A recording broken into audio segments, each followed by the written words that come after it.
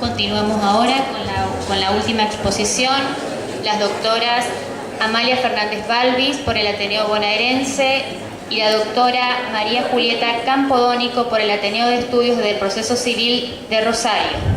El puente de las medidas anticautelares. Bueno, muchas gracias por esta invitación a Chaco. Y pensábamos un poco con Julieta, no es casualidad venir a hablar de un puente importante como son las medidas anticautelares, tan cerca de un puente importante. Para empezar, voy a leerles un párrafo de un libro que leí hace muy poco. El libro se llama El Nauticomio, está dirigido a la gente que le gusta la náutica, y me detuve en un párrafo que les voy a leer porque quiero que me digan a ver si esto les suena familiar. El video va. La animosidad femenina hacia los yates se agudiza cuando se presentan crisis matrimoniales. En esos casos, lo más frecuente es que la cónyuge le deje el barco a su exmarido, no en una actitud bondadosa y caritativa, sino como rehén. En cuanto el hombre no cumpla con los términos acordados durante la separación, lo primero que va a hacer ella es embargar el barco. Lo inhibirá. De alguna forma legal lo va a dejar plantado en la amarra, preferentemente justo antes de la regata crucero, de modo que él le va a pagar todos los gastos sin poder usarlo. Esa venganza sutil del género femenino revela por sí sola a las claras la enorme rivalidad que tiene con el barco y que la finalidad sea saherir antes que cobrar. El barco entonces va a ser el centro de su puntería. Bien, este relatito justamente nos está enfrentando a algo que se llama el abuso de la medida cautelar. Frente al abuso de la medida cautelar, apareció hace 3 años una herramienta procesal, las medidas anticautelares. Las medidas anticautelares vienen precisamente no a ser una muralla, no viene a ser una pared que se pone al adversario, al requerido del anticautelar, sino muy por el contrario, venimos a decir hoy, es un puente. Es un puente que se tiende al adversario. Quienes conocen de negociación les va a sonar familiar esto. El puente de oro que se tiende al adversario para lograr satisfacer el interés del otro.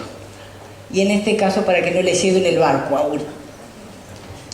Vamos a ver entonces cuáles son los requisitos de las medidas anticautelares. ¿Cómo se puede plantear una medida anticautelar? En primer lugar, el requisito de la situación de vulnerabilidad cautelar. Quien plantea una medida anticautelar está en una situación, por ejemplo, de mora de vitoris. Sabe que es inminente la traba de una medida cautelar que puede perjudicarlo grandemente. Situación de vulnerabilidad cautelar. Se sabe que en cualquier momento le van a trabar un embargo. Fíjense, todas nuestras provincias tienen legislaciones, por ejemplo, en materia fiscal, en materia de premios, que son muy generosas a la hora de disponer medidas, a modo de ejemplo, que el fisco puede trabar a la hora de ejecutar, de hacer valer esa deuda que tiene el contribuyente. Frente a esta situación, que quizás fuera discutible en el ámbito administrativo, etc., frente a esta situación de vulnerabilidad cautelar, puede plantearse la medida anticautelar. Segundo requisito, la urgencia. La urgencia está ya íncita en la situación de vulnerabilidad cautelar, esto de saberse en mora. Situación de urgencia. ¿Qué debe hacer ese deudor que se sabe posible sujeto de una medida anticautelar?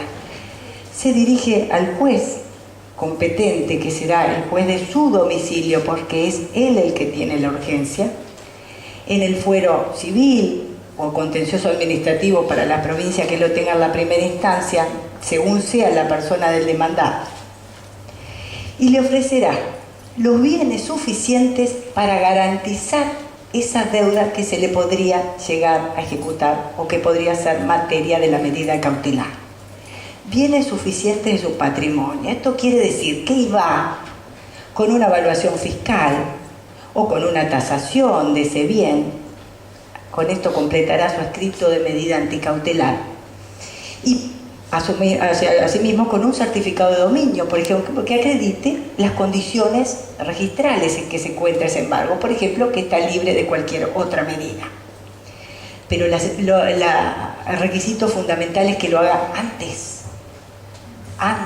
de que se le trabe la medida cautelar, porque si no, lo único que podrá hacer es una sustitución de la cautelar. Por eso la medida anticautelar opera antes. Y bueno, y el juez, ante este pedido de medida anticautelar, no debería sustanciar si no lo quiere hacer para no avisar al acreedor, o en algunos casos, como se ha hecho ya en algunos antecedentes que tenemos, el juez lo sustancia. Imaginen ustedes que esto no está legislado, entonces, ante la novedad, al menos un juez que no rechace el límite va a correr traslado, porque seguramente va a entender que el planteo es razonable.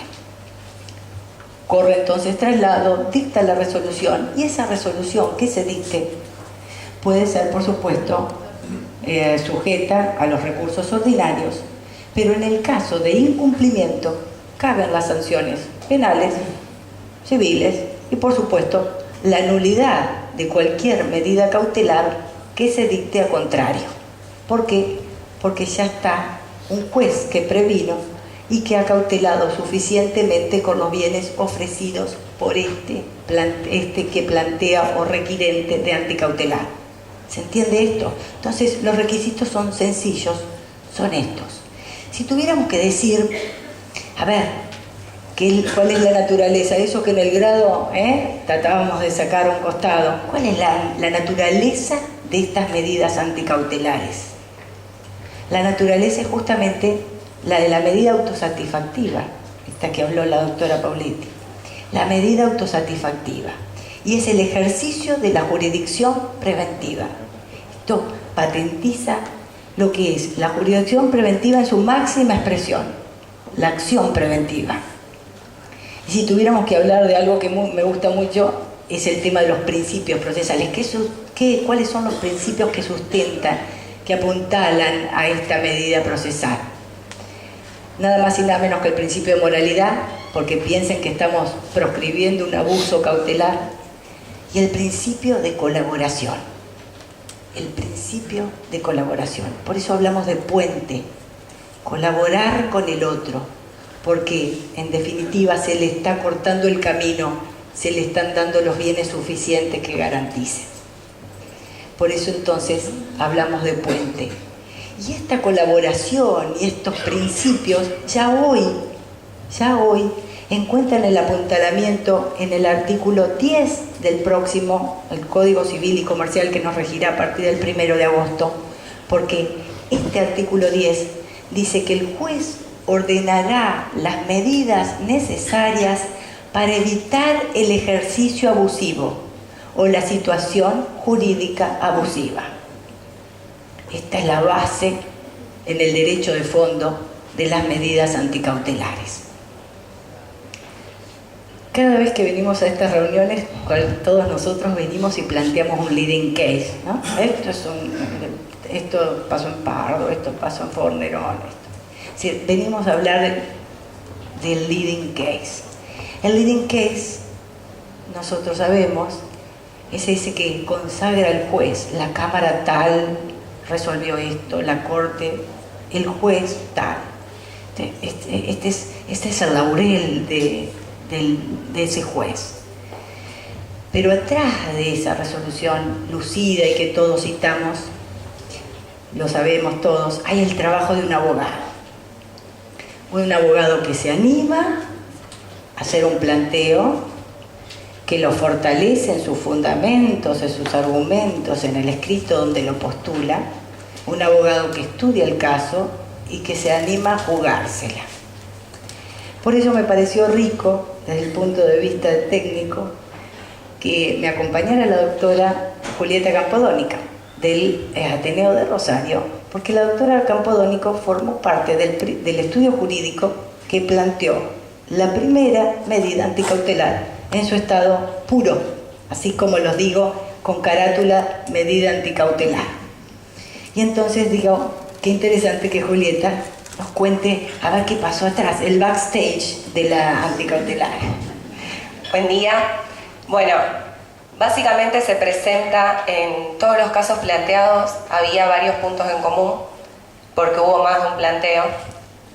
Se presenta el supuesto deudor, y bueno, el caso fue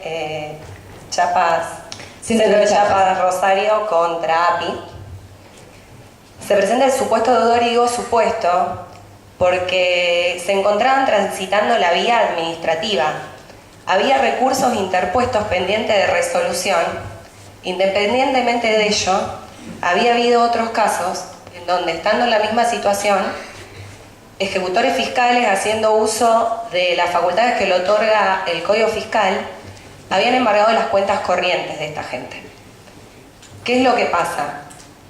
En los casos en donde las sumas no eran elevadas, con la finalidad de levantar el embargo o la inhibición, lo que se hacía era generar transacciones, y dejando de lado que seguíamos sin una deuda exigible, ya que no había resolución todavía. Viene una persona, hace este planteo, se estudia la situación, y obviamente al entrar en conocimiento de la medida anticautelar, se consideró que ese era el mejor planteo para cuidar el estado de indefensión que tenía esta persona. Se interpone la demanda, la cual es acogida, y se ofrece obviamente se cuestiona la deuda, entendiendo que no correspondía. O sea, que el juez lo sustanció. Sí, el juez lo sustancia, y en la misma demanda lo que se hace es poner bienes a disposición, bienes a embargo, hacer una enumeración de los bienes que tenía esta persona, y obviamente solicitando, habiendo acreditado la solvencia, que en el hipotético caso de que se lo demandase, no se trabare una cautelar gravosa, ya que estaba demostrando que tenía bienes libres y los estaba poniendo a disposición. El juez hizo lugar a la medida en el juzgado de la Sexta Nominación Civil y Comercial de la Ciudad de Rosario, y hay dos cuestiones puntuales. Una, que hizo lugar con respecto al monto al que había denunciado la parte que solicitó la medida, y por otro lado, en el tema de costas, que eso sí, las costas las estableció por su orden, ya que consideró que beneficiaba a ambas partes. ¿Por qué? Porque por un lado, el supuesto deudor se garantizaba que en el hipotético caso que se lo demandase, no se le iba a trabar una cautelar gravosa, y por otro lado, beneficiaba al API porque se habían puesto a disposición bienes que se encontraban libres, donde se aclaraba la evaluación y donde se aclaraba la titularidad. Claro. Después de eso hubo otros casos, o sea, sí. En Rosario había otros casos, sabemos que Chaco también fue con un fallo del Superior Tribunal, Trenquelauquen, y Rosario que sigue dando lo suyo. Herramienta de las medidas anticautelares sigue vigente, y entiendo, tiene mucho para dar en los tiempos que van a correr. Para cerrar, traigo las palabras de la psicóloga del Barça. Dijo así: hay dos formas de entender al otro. Escuchar el doble de lo que se habla. Por eso tenemos dos oídos y una boca. Escuchar el doble de lo que se habla. Y esto va para el marido de la historia mía. Presta atención, avívate y anticipate. En segundo lugar, ponerse en el lugar del otro. Principio de fraternidad. Ponerse en el lugar del otro. Yo creo que este instituto de las medidas anticautelares son el resultado del ejercicio de ponerse en el lugar del otro, para ver lo que el otro quiere y satisfacer su interés, eso sí, sin pesares desproporcionados. Y que esto es muy importante, porque como dice Arjona, miren, las medidas son para gente, no para muros de concreto. Gracias.